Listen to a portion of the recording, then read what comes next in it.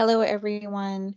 Today I'm going to talk about chapter 1 of your textbook.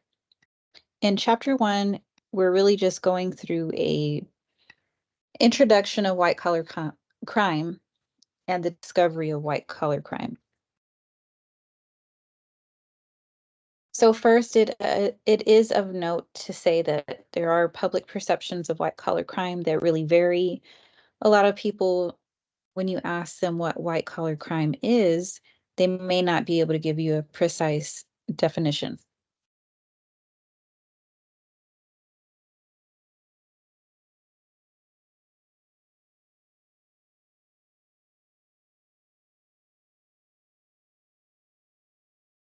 So your textbook does give you a few different examples of things that are white-collar crimes. So if, for example, a pharmacist, imagine if the pharmacist is diluting cancer drugs in order to enhance his or her profits. That's an example of a white-collar crime. You often hear reports of people embezzling money as well from employers. That's another white-collar crime. You may have people stealing from companies, which every now and then you'll see those news stories reported. That's another white-collar crime. So there's a lot of different things that do happen, whether you realize it or not, that are indicative of white-collar crime. And all of these different situations do have some commonalities. So first of all, they're not in the form of crime that you typically think of. So murder, rape, theft, robbery, things like that. So the more traditional or conventional crimes are not covered within white-collar crime. Secondly, there's a big difference between conventional crimes and white-collar crimes as far as the offender. So generally speaking, with the situations we just covered, the offenders or the organization itself have a high level of trust or an implied trust that they hold, and a certain amount of respectability, if you will, compared to your average criminal.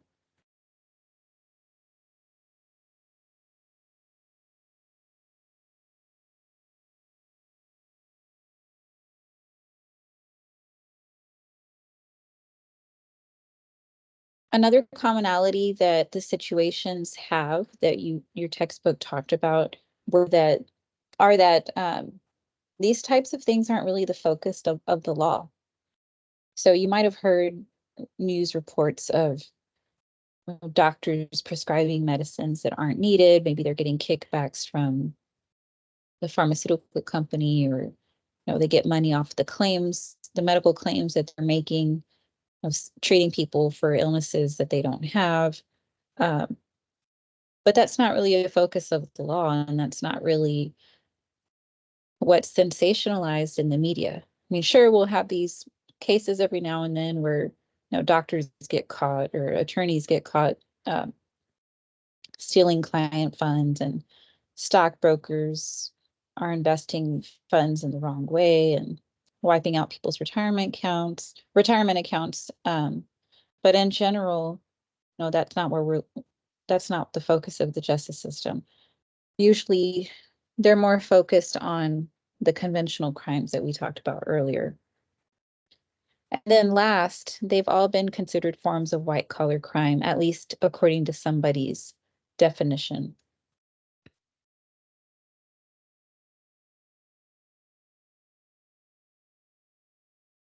So the term white-collar crime is probably familiar to you, at least in the slightest, but it's also a source of confusion.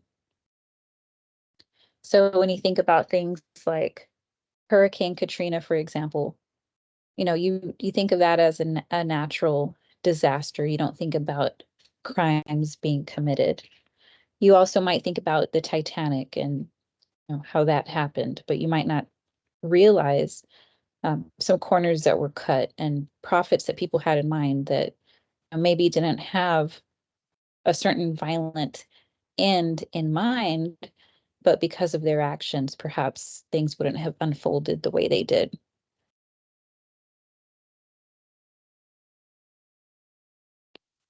So the discovery of white-collar crime and the definition of white-collar crime is often credited to Edwin Sutherland. And if you've had a theory class before, you've probably heard of Sutherland's theory of differential association as well. So studying criminal justice, you should definitely know Edwin Sutherland and the fact that he introduced the actual term white-collar crime as well as differential association. So although he was given credit for actually introducing that term in 1939 in a textbook that he wrote, he himself said that he was inspired by E.A. Ross's Sin and Society.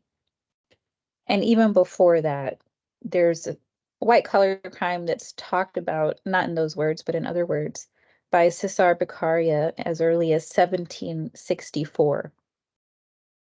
So this is back in the 18th century.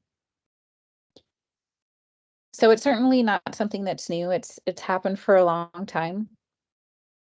Different people describe it in different ways, but it's basically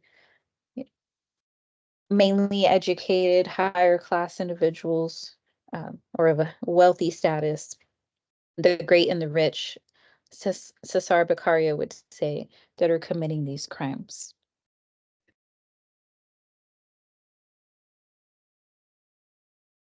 Now, before moving on, I will say that there's a lot of words that I will say and your book will say that's not necessarily meant to be taken at face value, really. So Sutherland alluded to crime in the upper or white-collar class composed of respectable men. And now, you should add in there and women. So you go back to respectable, and your book will talk about this a little bit. So if they're respectable, they wouldn't be committing these crimes, right? So take that with a grain of salt. This is just one definition. There's several definitions that you could use for white-collar crime. And there's not one single correct way either.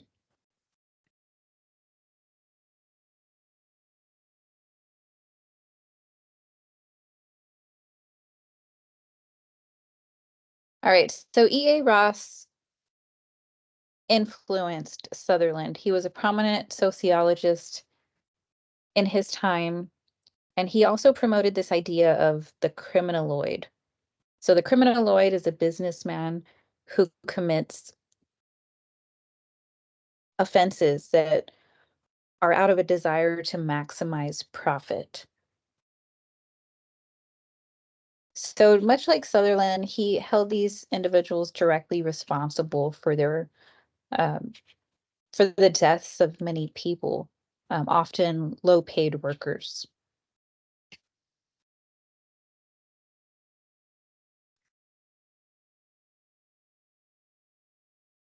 So it's important to keep in mind, although conventional crime really doesn't focus on white-collar crime because it seems it's less important.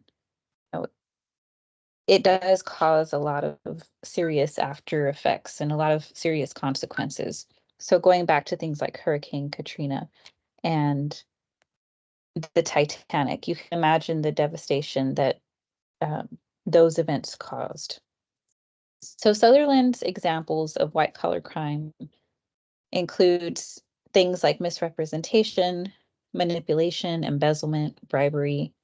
So if you're thinking about anything like that, it might be easier to view that as a little bit more of the traditional crimes that might come to mind.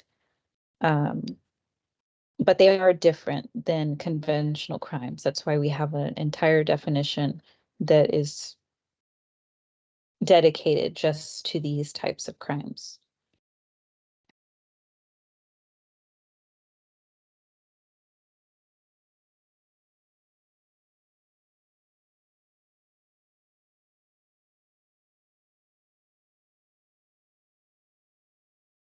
Another important thing to point out is that when we talk about crime, there's groups of people that come up with this definition. They get together, they go through legislation, they become crimes. And so it's important to point that out because some of the people that have influence on the formation of those laws are in that same group or category of the actual white collar offenders. So you can easily see how that's the case and how that, that ties together. If you have a group of people that is defining what crimes are, and those are the same people that are committing white collar crimes, are they really going to write laws that prevent them from doing what they want to do?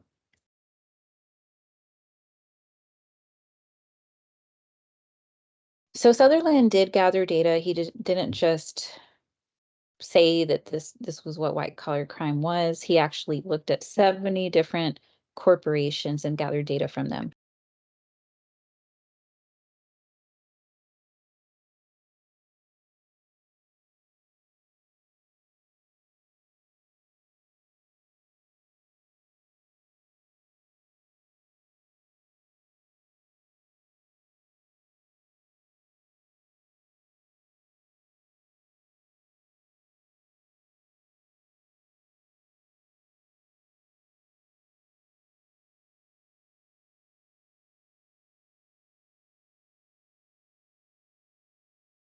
Oh, sorry about that.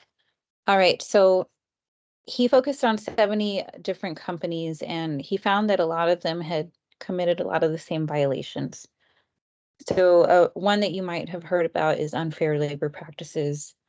And of course, there's a lot of fraudulent advertising out there that we don't necessarily focus on getting minimized, and illegal rebates.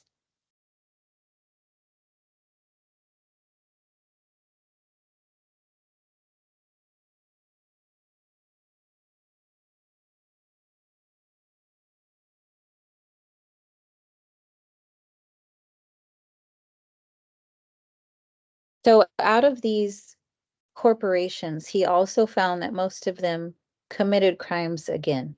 So they were criminal recidivists. All that means is that you continue to do the same wrongdoings over and over. All right, so going back to defining white collar crime, there's a variety of terms that you might have heard in the past. And maybe you didn't know that that's basically just saying white collar crime. So I want to talk about that. One of the definitions or the terms is elite deviance. Now, I don't like to use that term because elite, puts those individuals on a higher pedestal, which they really shouldn't be, right? If they're committing criminal activity. You might also have heard it referred to as economic crime, business crime. Government crime would be a popular one that you might have heard, corporate crime as well. There's also workplace crime, techno crime, and a lot of other definitions. So although there's not a consensus on what white collar crime actually means, there are a few commonalities among all the definitions, and one of them is that it occurs in a legitimate occupational context.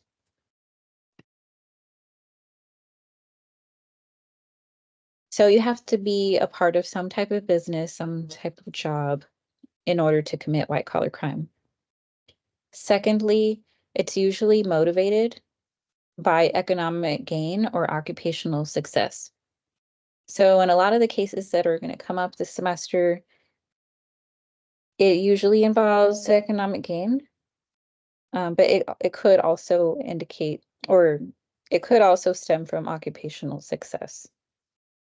So doing things that help your own career.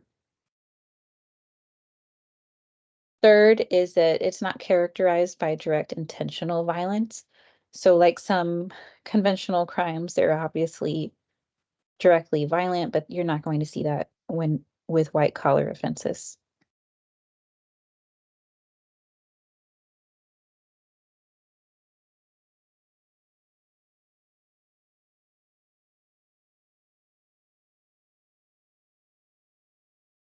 All right. So a great definition that you can use or come back to and refer back to is shown here on slide 14. So there was a group of scholars that actually met and came up with what I think is a really good definition. So white-collar crimes are illegal or unethical acts that violate fiduciary responsibility of public trust, committed by an individual or organization, usually during the course of legitimate occupational activity, by persons of high or respectable social status for personal or organizational gain. So you can see that that definition goes back to the commonalities that we talked about earlier.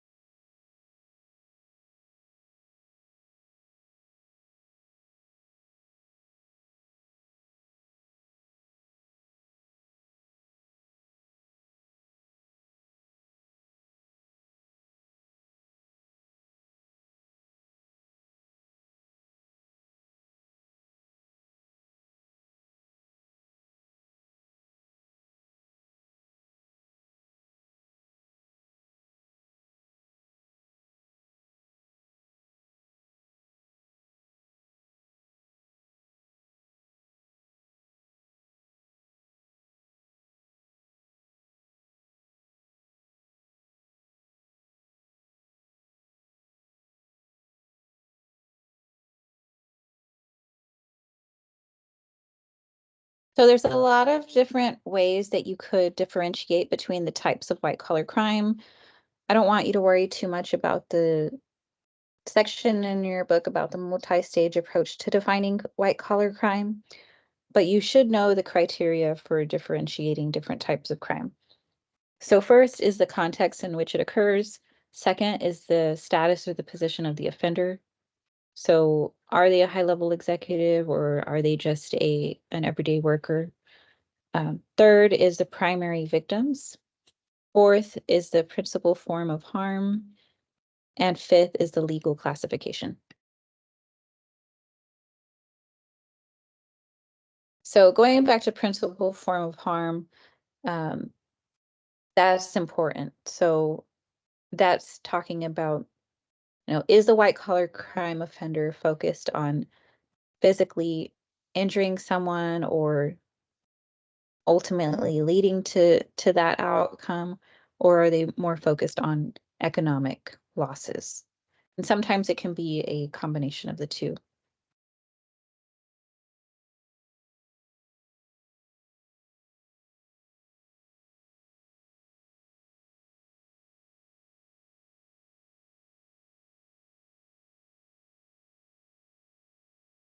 And your book goes on to keep talking about definitions of white-collar crime. I do think that the definition that was defined back in 1996 is a pretty good one that we talked about earlier and I read out loud for you. But if you're still having trouble figuring out what's a white-collar crime, you can think about it in negative terms. So white-collar crime is activity that is not street crime and not conventional crime.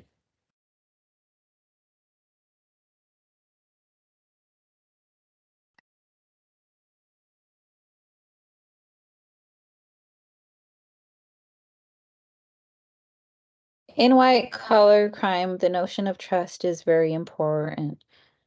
So we do have a lot of trust in others, especially in the modern world. And so because of that, we've encountered some new problems that perhaps weren't seen um, in so many ways as it is now. So before we didn't deal with so many things. Now we have banks where we go to, we have tellers, bankers, we have brokerage accounts, we might have individual stockbrokers that we talk to. All of us probably visit businesses and do shopping. So there's a ton of people that you come in contact with where you do have a built-in type of trust and confidence in that relationship that you can trust them. You swipe your card, you give them a check, you do all these things, and you expect some kind of trust. We also have trust with the healthcare system. So from the nurses and the doctors that we see, we trust that they will give us the accurate diagnosis, the accurate treatment, and the accurate medicine. And when they don't, there are forms of white collar crime that can unfold.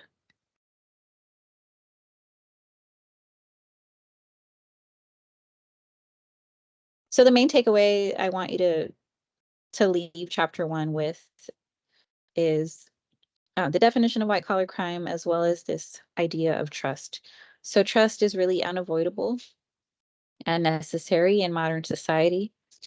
And it's not so easy just to say, okay, well, let's just minimize some of these interactions, and then we don't have to worry about it as much.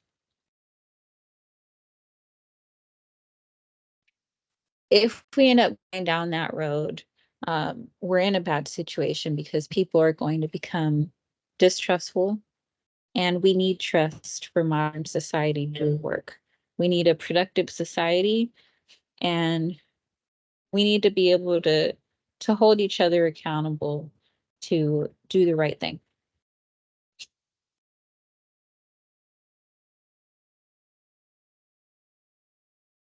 So lastly, respectability is not easily defined, but you can kind of think about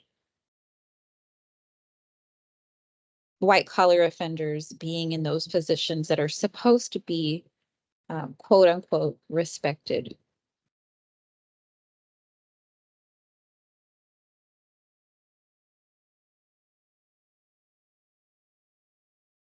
Now, unfortunately, the more respected that people appear, the less likely they're suspected of committing serious crimes.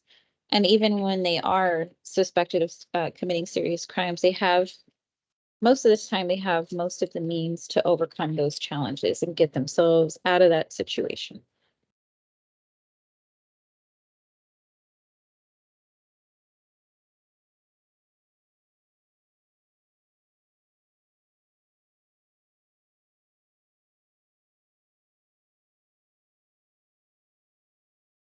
And the last thing I wanted to talk about is comparing white collar offenders with conventional crime offenders.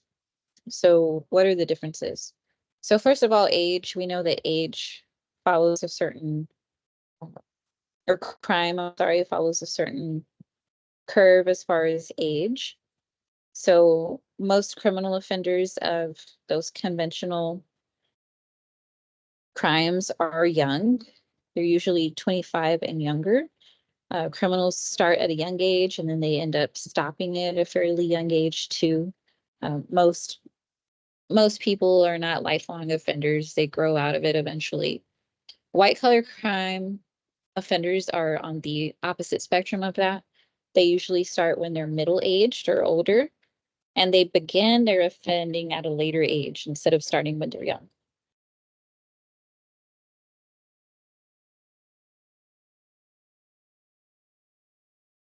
As far as class, conventional crime offenders are usually of lower class, disproportionately, for whatever reason that may be. Uh, Maybe it's more policing in lower class neighborhoods or lower income neighborhoods. But as far as class, conventional crime offenders are definitely of lower socioeconomic status when you look at the official crime statistics. And for white collar offenders, they are on the opposite end as well. So they're better off. Usually they're middle class to high class. And it would be rare if you were of low socioeconomic status.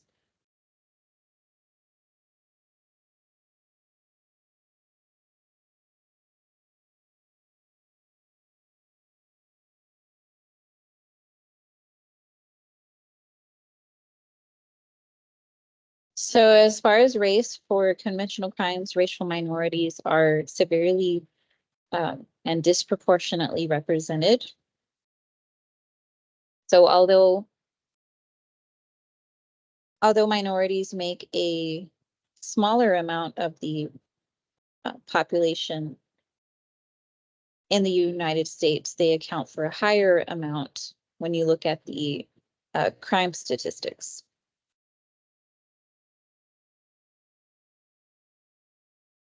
So over 25% of those arrested for index crimes in the US are African Americans, while there's only 12% in the American population.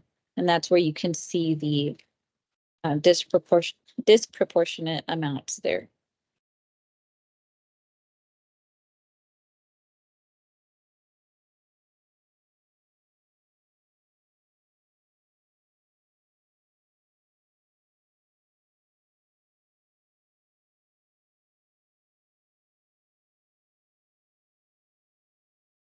As far as white collar offenses, African Americans and other minorities are unlikely to be charged with white collar crimes.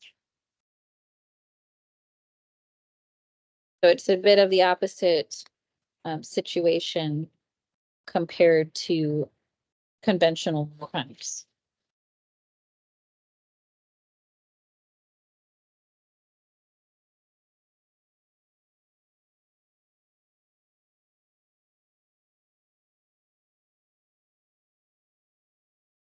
And I'm putting these two slides together so you can see that while they're unlikely to be charged with corporate wrongdoing, they are more likely to be arrested for the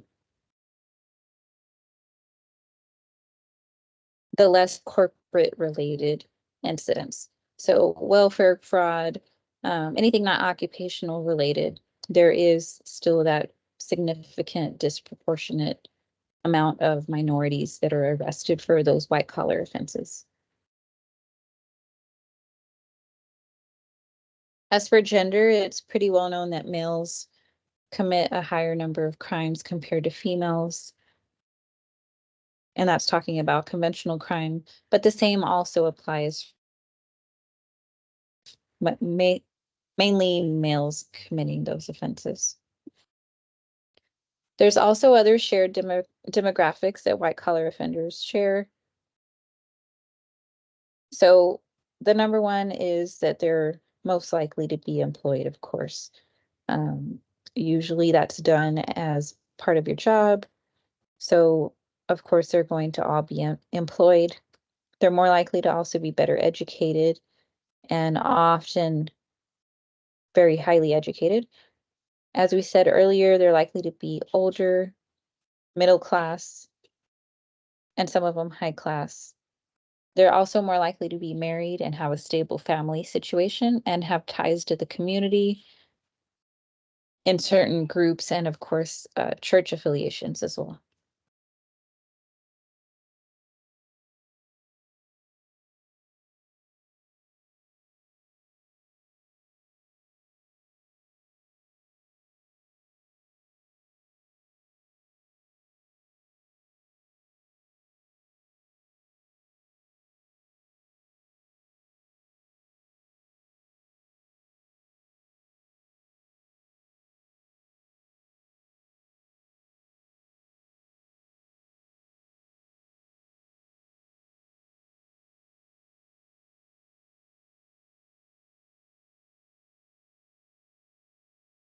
All right, and the last thing I will cover here, there's quite a few slides, but I don't want to make this lecture longer than it has to be for you.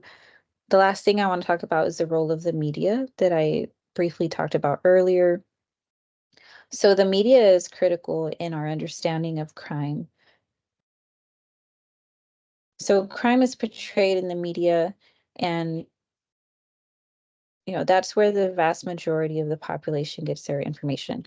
Once media is focused on violent crimes, people are going to have that in their minds that there's a lot of violent crimes and it's sensationalized. Like I said earlier, you will hear certain cases that are tied to white collar crime, but you may just hear about it, one time, opposed to a highly sensationalized murder or rape that is talked about sometimes months on end. So we'll see if those things change. If you think there's been a change, feel free to let me know if you've seen more or less coverage about this issue, or maybe you'll begin to notice it more now that you're taking this class.